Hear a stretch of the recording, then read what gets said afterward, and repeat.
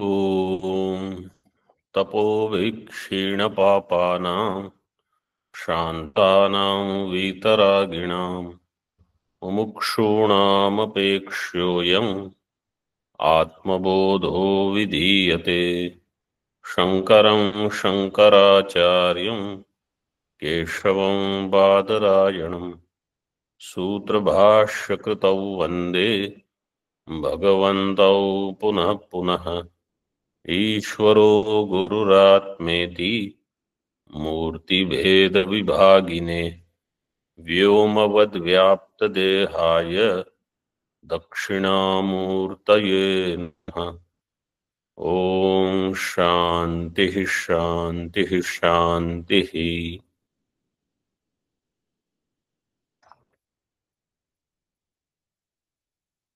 आत्मबोध के इस सत्र में हम 58वें श्लोक का विचार कर रहे थे। 58। तद्युक्तमखिलं वस्तु व्यवहारस्त्वति प्रियः तस्मात् सर्वगतं ब्रह्म क्षीरे सर्पिरिवाखिले। सर्वगत ब्रह्म जो है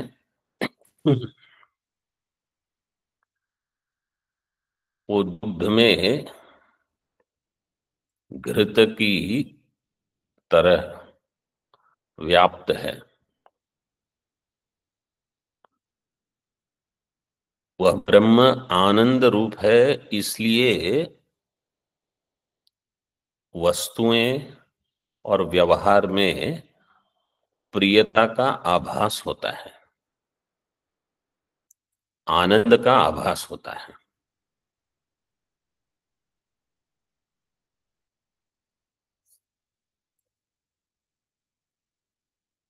आनंद स्वरूप आत्मा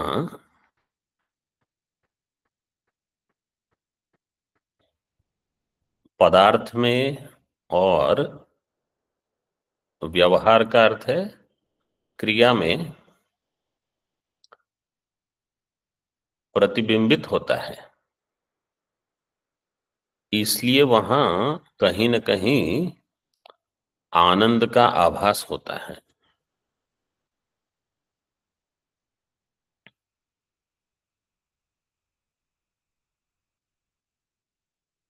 और इस प्रकार से आत्मा अत्यंत प्रिय है। ऐसा टीका में कहा था, तस्मात् सर्वगतम ब्रह्म अत्यंत प्रियम। इसलिए सर्वगत ब्रह्म जो है वो अत्यंत प्रिय है। अत्यंत प्रिय कैसे है? सीधे अगर हमको ब्रह्म ज्ञात नहीं भी है तो भी वह ब्रह्म पदार्थ में ज्ञात हो जाता है।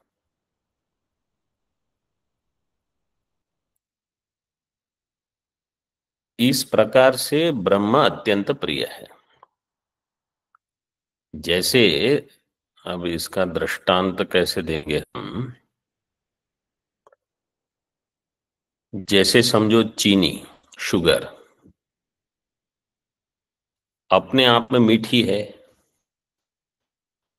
और ज्यादातर लोगों को मीठा पसंद होता है,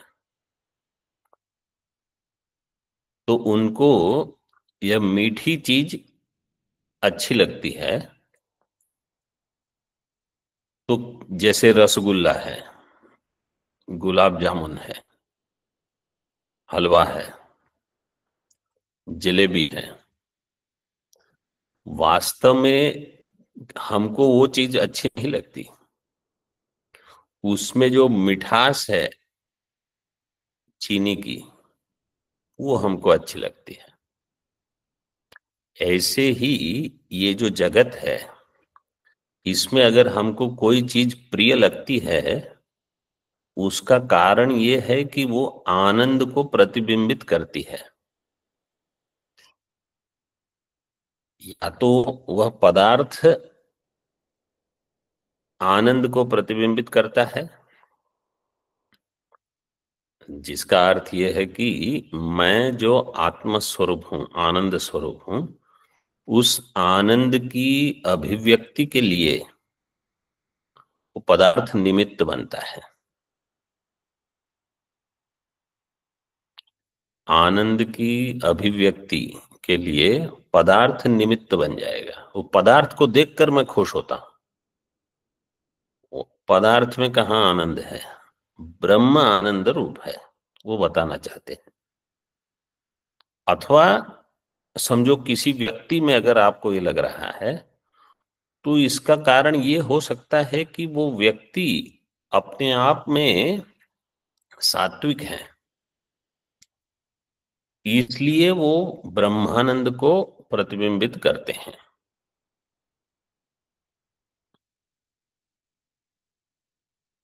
दो प्रकार से इसको देखा जा सकता है, इसमें गलत इसको मत समझना।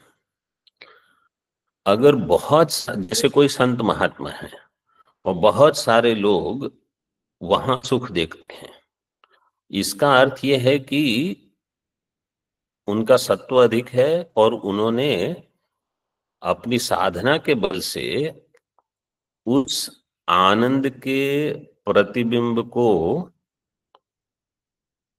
बिल्कुल स्पष्ट रूप से अभिव्यक्त किया है, साधना के बल से। और अगर कोई साधारण व्यक्ति किसी अन्य साधारण व्यक्ति जैसे मैत्र में आनंद देखता है, और अगर मैत्र ने कोई साधना नहीं की है, तो वो चैत्र अपने किसी निजी स्वार्थ से उस आनंद की अभिव्यक्ति देख रहा है मैत्र में।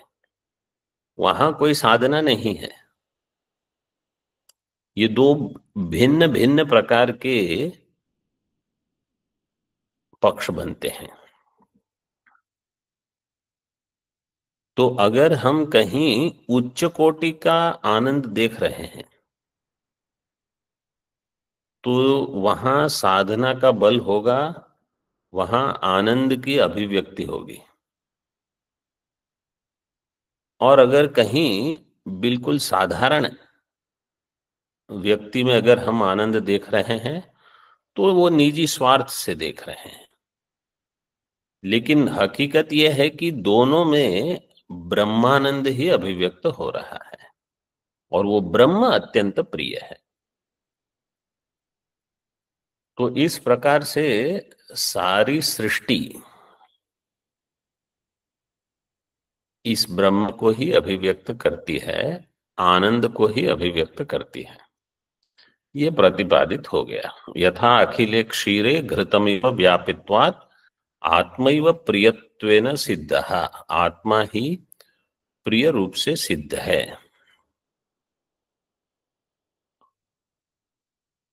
आगे देखिए अब। तरही आत्मा केन प्रकारेण सर्वं व्याप्य तिष्ठति इति जानीयात् इति आशंक्य। अब शंका कर रहा है कोई कि आत्मा किन प्रकारेण, किस प्रकार से सर्वम व्याप्य तिष्ठति, सबको व्याप्त करके रहता है।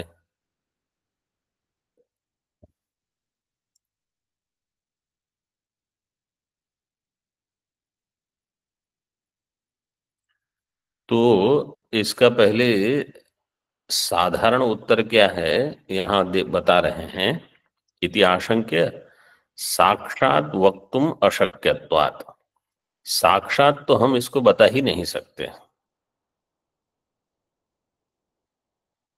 अशक्यत्वात्। सत्ता रूपेण भाति, लेकिन सत्ता रूप में भासता है वो। साक्षात वक्तुम अशक्यत्वात् ऐसा क्यों कहा? क्योंकि वास्तव में ब्रह्म जगत में कैसे व्याप्त है? ऐसे ही व्याप्त है जैसे रज्जू सर्प को व्याप्त करती है। अधिष्ठान रूप वस्तु अध्यस्त को जैसे व्याप्त करती है, ऐसे ब्रह्म जगत को व्याप्त करता है।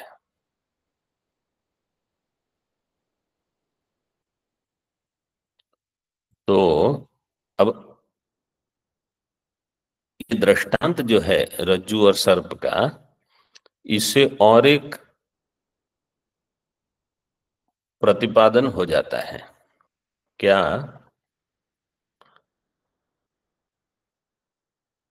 कि ब्रह्म और सर्व, सर्व मतलब जगत, ब्रह्म और जगत, इन दोनों में एक सत्य है और एक मिथ्या है।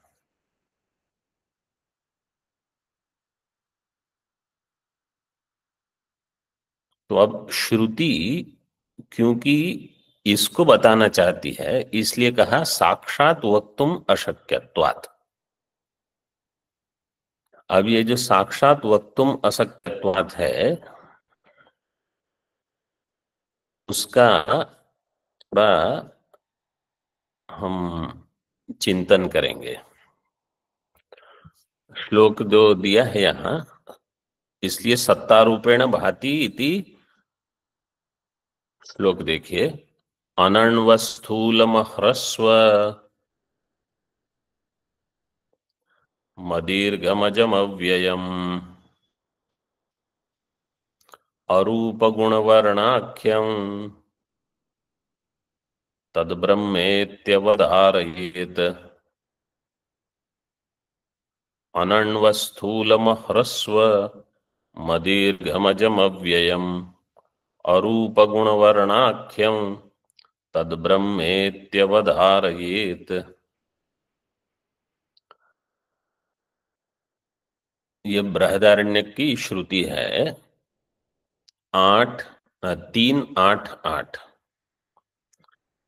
बृहदारण्यक उपनिषद 3:8:8, तृतीय अध्याय, अष्टम ब्राह्मण, अष्टम मंत्र। यहां गार्गी और याज्ञवल्क्य के बीच में संवाद है। गार्गी पूछ रही है कि एक है ईश्वर, देखिए इधर, एक है ईश्वर, एक है ब्रह्म। ब्रह्म का अर्थ है निर्गुण ब्रह्म, ईश्वर है सगुण ब्रह्म। ईश्वर ब्रह्म, सगुण ब्रह्म, निर्गुण ब्रह्म। ईश्वर के लिए शब्द आया है आकाश,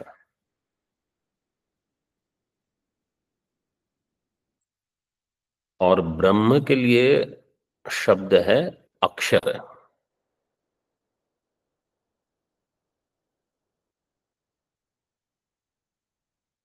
तो गार्गी प्रश्न कर रही है कि अगर सब कुछ आकाश में ओतप्रोत है,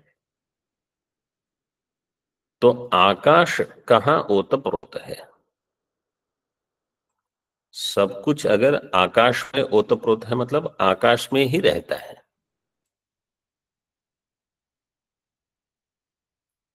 जहां देखो वहां, आकाश का अर्थ है ईश्वर। है, इस मंत्र में आकाश का अर्थ है ईश्वर। जहां देखो वहां ईश्वर है, जहां देखो वहां सगुण ब्रह्म है, मतलब चेतन और माया दोनों मिले हुए हैं सभी जगह। जहां देखो वहां चेतन माया, चेतन माया, चेतन माया, ऐसे ही है। तो एक तो ये प्रतिपादित हो गया। अब प्रश्न ये है कि ये चेतन और माया मतलब ईश्वर, जिसके लिए यहां शब्द क्या दिया है, आकाश, या आकाश किस में है?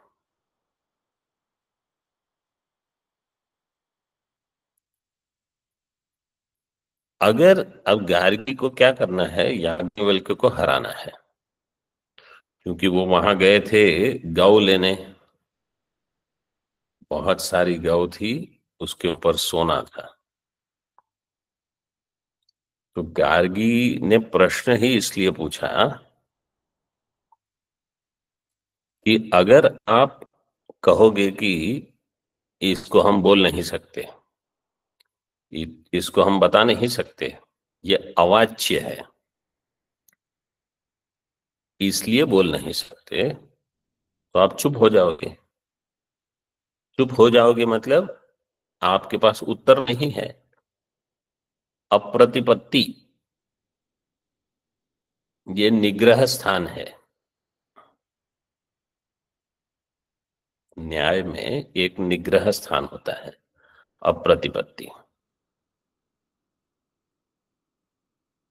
तो आप अभी उत्तर देने में असमर्थ हो गए हो, और समझो आपने उत्तर दे दिया, तो किसका उत्तर दे रहे हो? जहां वाणी पहुंच नहीं सकती, यतो वाचो निवर्तन्ते अप्राप्य मनसा सह, उसका आप उत्तर वाणी से दे रहे हो। तो अगर अवाच्य का निर्वचन कर रहे हो तो उसको कहा जाएगा विप्रतिपत्ति। ये अन्य एक निग्रह स्थान है। प्रथम निग्रह स्थान क्या था? अप्रतिपत्ति। और द्वितीय निग्रह स्थान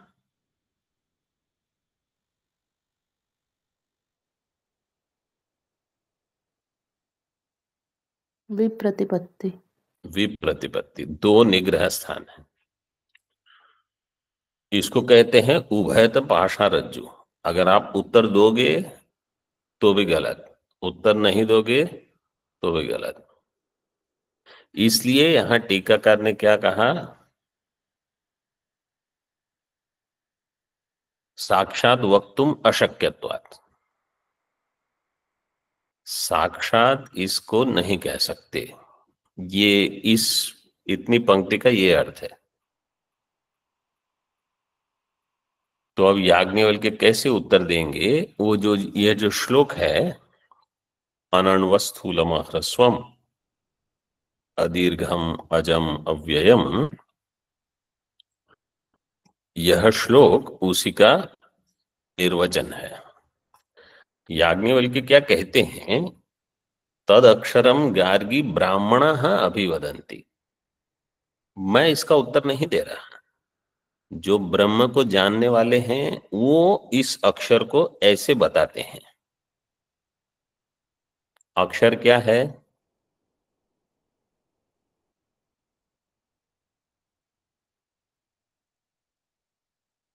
निर्गुण ब्रह्म। और सगुण ब्रह्म के लिए क्या शब्द दिया?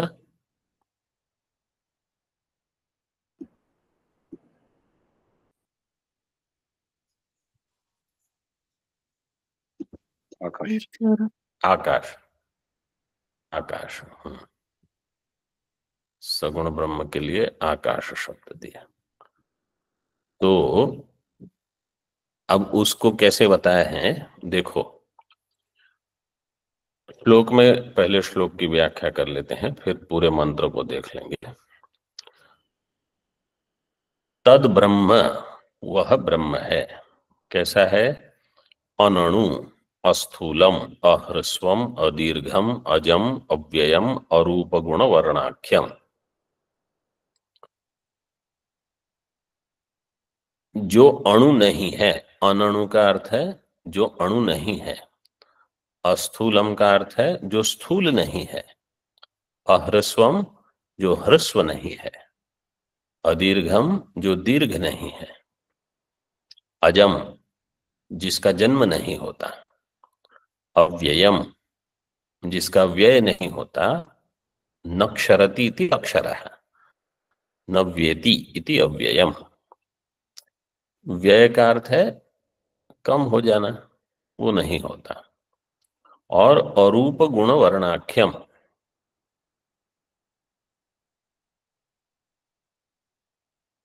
रूपश्च गुणश्च वर्णश्च इति रूप गुण वर्णाः, रूप गुण वर्णाः आख्या यस्य तत् रूप गुण वर्णाख्यम,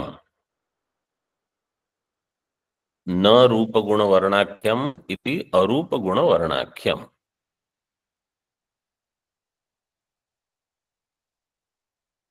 जिसकी आख्या, आख्या का अर्थ है कथन, निर्वचन। रूप से अथवा गुण से अथवा वर्ण के रूप में नहीं हो सकता। जिसका कथन रूप गुण वर्ण से नहीं हो सकता, वो हो जाएगा अरूप गुण वर्णाख्य।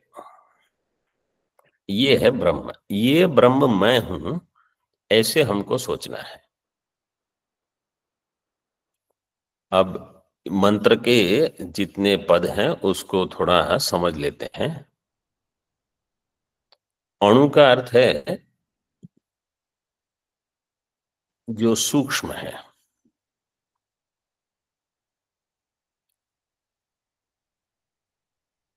अणु से कहा कि वो सूक्ष्म नहीं है। अस्थूलम से कहा वो स्थूल मतलब बड़ा नहीं है। ये स्थूल अणु, ये जो दो पद हैं, और ह्रस्व दीर्घ, ये दो दो और दो मिला के चार पद जो है, ये परिमाण को बता रहे हैं। कितना बड़ा है, कितना लंबा है, कितना चौड़ा है, छोटा है, कैसा है, कद में कैसा है। बोले ब्रह्म का कोई परिमाण नहीं है। ये परिमाण द्रव्य में होता है, ब्रह्म द्रव्य नहीं है, ये बता दिया। उसके बाद में जो पद है अलोहितम, अस्थूलम अनणु अहृस्वम अदीर्घम अलोहितम अस्नेहम अच्छायम अतमो अवायु अनाकाशम असंगम अरसम अगंधम अचक्षुष्कम अश्रोत्रम अवाग अमनो अतेजस्कम अप्राणम अमुखम अमात्रम अनंतरम अबाह्यम न तदश्नाति किंचन न तदश्नाति कश्चन। ऐसे पूरा मंत्र है। तो ये जो लोहित है, लोहितम जैसे लाल रूप वाला, लाल गुण है, ये अग्नि का गुण है। अस्नेहम, स्नेह जो गुण है वो जल का है। तो ब्रह्म कैसा है, अलोहितम अस्नेहम। छाया, छाया क्या है, जहां तेज नहीं है लेकिन पूरी तरह अंधकार भी नहीं है, वहां छाया होगी। और जहां पूरा अंधकार है वो है तमह। और यहां कह दिया अछायम अतमः, न छाया है न तमः है। अवायु अनाकाशम, तो ये पंच महाभूत में भी नहीं है, द्रव्य नहीं है। अलोहितम अस्नेहम कह के गुण रहित है, ये भी बता दिया।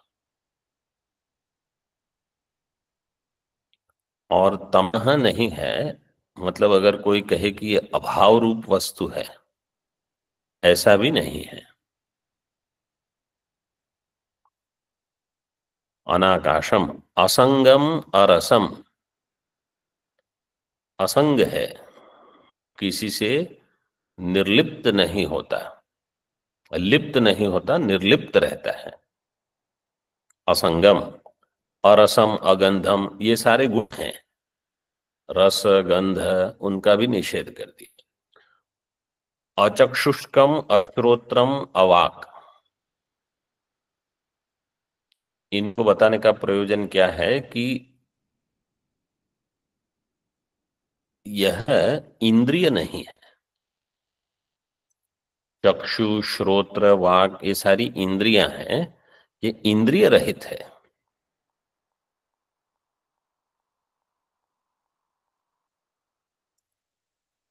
अतेजस्कम, जैसे अग्नि में प्रकाश है ऐसा यह प्रकाश नहीं है। अप्राणम और अमनः, अमनो अतेजस्कम अप्राणम, मन भी नहीं है प्राण भी नहीं है। इसको प्राण नहीं है, इसमें मन नहीं है। देखो, इंद्रियों का निषेध, परिमाण का निषेध, गुण का निषेध, वांग, मनः, प्राण सबका निषेध है।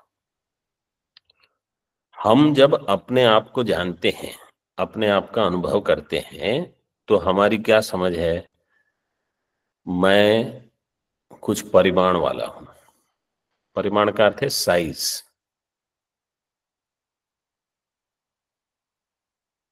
दूसरा, मुझ में कुछ गुण है। और इस शरीर में पंच महाभूत है, तो इसमें पृथ्वी है, जल है, तेज है, वायु है, आकाश है। फिर मैं इंद्रियवान हूं, प्राणवान हूं, मनवान हूं, बुद्धिमान हूं। ये सब मुझ में है। ऐसी समझ हमारी है। इस प्रकार से हम अपने आप को जानते हैं। उपनिषद क्या कह रहा है कि आप वो नहीं हो, आप ये हो।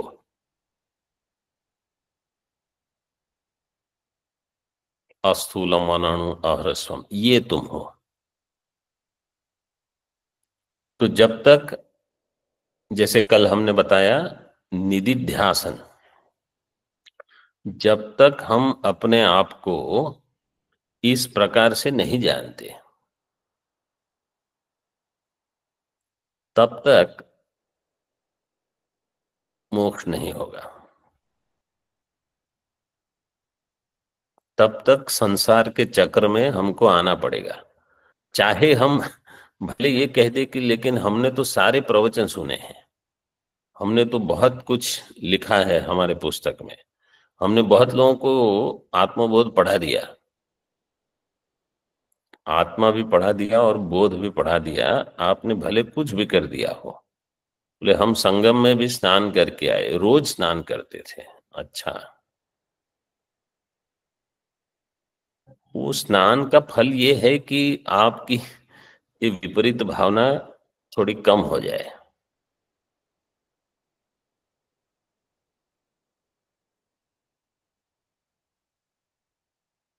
तो उस समय समझो आपको किसी ने डांट दिया, स्नान कर रहे हो, तो आपको ये समझना है कि ये तो मैं हूं ही नहीं जिसको ये डांट रहे हैं, तो मुझे क्या है,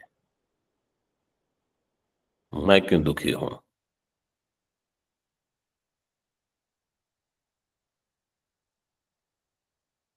क्यों मेरा मन ही नहीं है? अमनः, अप्राणम, अमुखम, मुखादि रहित, अमात्रम। अमात्रम का अर्थ है जो प्रमाता नहीं है, मात्रा रूप नहीं है, जिसके द्वारा किसी का परिमाण जाना नहीं जाता। क्योंकि मीयते ये न इति मात्रम,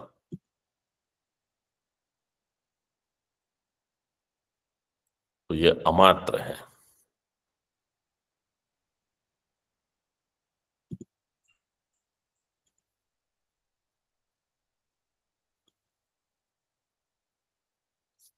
ऐसा यह ब्रह्म है, अमात्रम।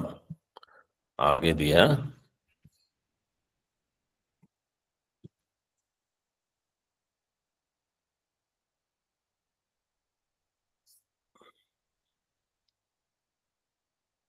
अनंतरम अबाह्यम।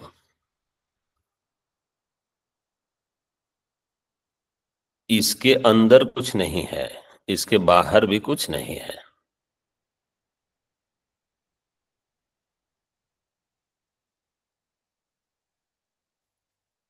जिसमें कोई छिद्र हो उसके अंदर कुछ प्रवेश कर सकता है,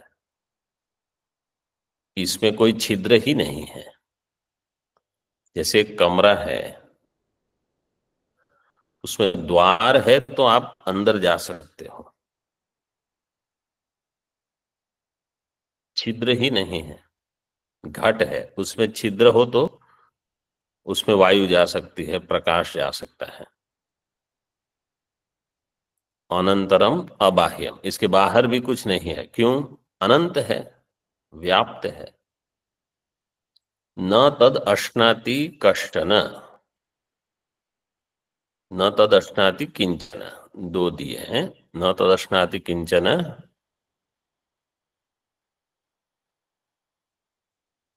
यह किसी का भोग नहीं करता, भोगता नहीं है, और यह भोग्य भी नहीं है। ब्रह्म वस्तु न भोगता है न भोग्य है। अहम भोजनम नैव भोज्यम न भोक्ता। इसका अर्थ क्या है कि इसमें कोई विशेषण नहीं है।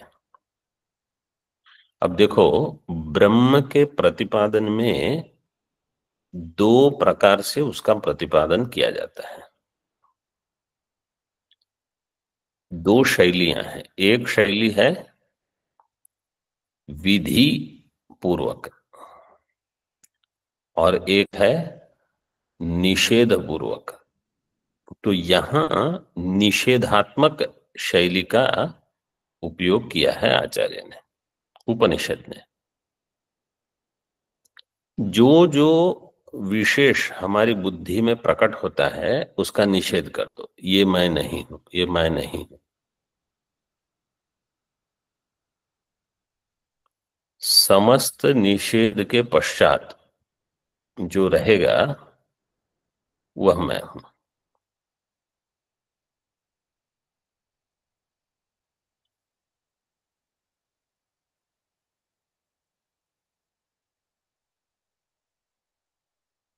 इस प्रकार से बताने की आवश्यकता क्यों हुई?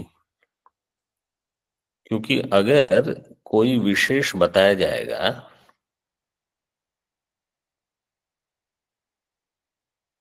तो जहां कुछ विशेष होगा वो अन्य से भिन्न हो जाएगा। जैसे रक्तो घट है, अगर कोई घट है वो रक्त रूप का है, तो इसका अर्थ क्या है? एक, वो पट नहीं है, वो वृक्ष नहीं है, मनुष्य नहीं है, हिमालय नहीं है, गंगा नहीं है, अलग है। गंगा नहीं है, यमुना नहीं है, सरस्वती भी नहीं है। और दूसरा, अगर वो रक्त है, वो पीत नहीं है, नील नहीं है, रोहित नहीं है, अथवा हरित नहीं है, श्वेत नहीं है। तो इस प्रकार से जहां विशेष होगा वो परिच्छिन्न हो जाएगा, वो व्याप्त नहीं रहेगा।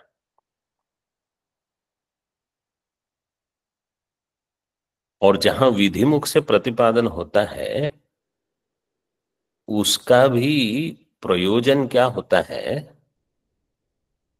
ये बताने में नहीं कि इसमें कोई विशेष गुण है, बल्कि यह बताने में होता है कि ये सारे जो विशेष हैं, यह सारे के सारे